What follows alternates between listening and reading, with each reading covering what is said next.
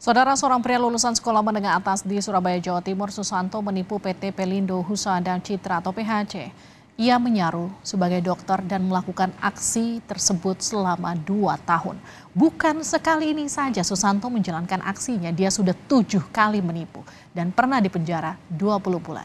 Bagaimana Ikatan Dokter Indonesia mencegah kasus ini agar tak terulang? Kita akan bahas bersama anggota Biro Hukum Pembinaan dan Pembelaan anggota PBID Dewa Nyoman Sutayana.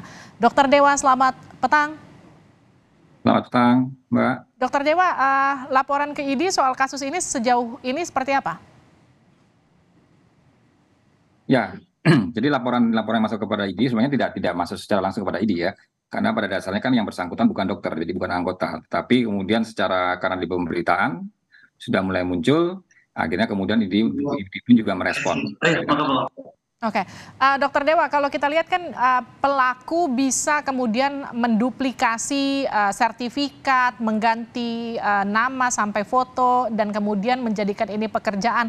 Sebetulnya proses untuk rekrutmen dokter itu apakah kemudian bisa katakanlah diketahui ID atau semacamnya, mereka bisa punya beberapa tempat untuk praktik, itu seperti apa sebetulnya? Ya, baik, terima kasih. Jadi kalau memang proses awalnya itu memang harus biasanya pada umumnya adalah melibatkan ID di dalam hal rekomendasi.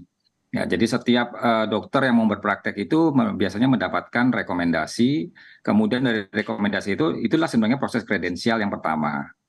Dari proses kredensial itu akan diverifikasi terkait dengan ijazah-ijazah, kemudian track recordnya seperti apa, pendidikan, background pendidikannya dan lain sebagainya. Itu biasanya memang di tingkat dari ID.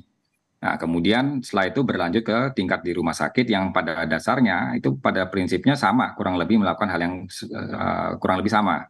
Jadi istilahnya semacam double check seperti itu. Artinya apa? Artinya untuk menjadi seorang dokter yang kemudian benar-benar dokter masuk ke rumah sakit itu memang melalui tahapan-tahapan yang berlapis seperti itu. Lazimnya rumah sakit juga berkoordinasi dengan ID dalam merekrut dokter atau seperti apa?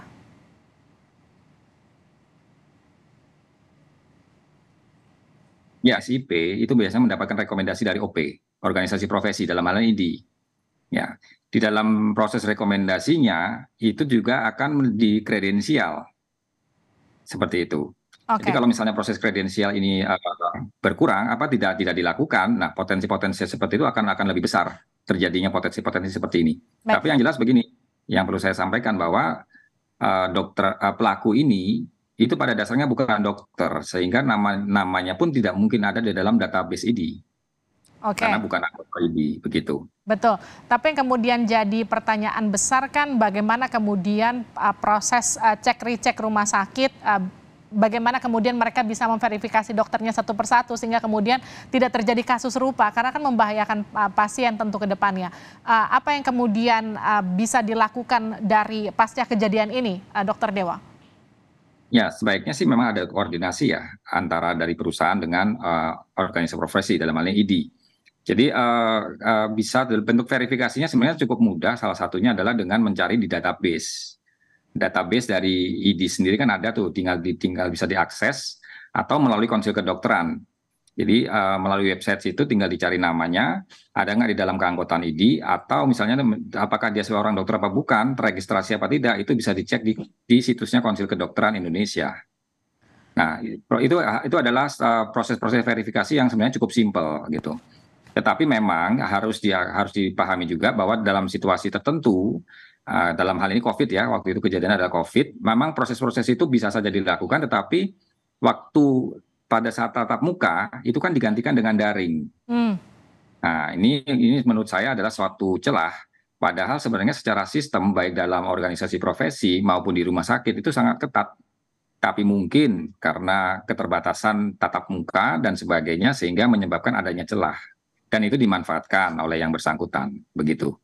Oke, kalau terjadi kasus seperti ini, Dokter Dewa, apakah kemudian ID bisa menelusuri korban-korban atau mantan pasien untuk mengecek apakah ada tindakan malpraktik dari yang bersangkutan?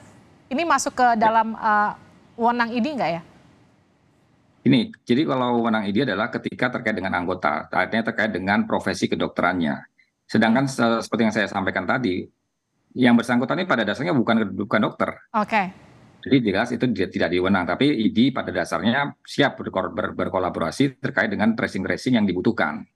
Seperti itu. Oke, Dokter Dewa, ini pertanyaan terakhir. Ini kan pelaku kemudian mengambil data dari dokter yang kemudian menjadi korban ini kan lewat laman Facebook. Koreksi saya kalau salah.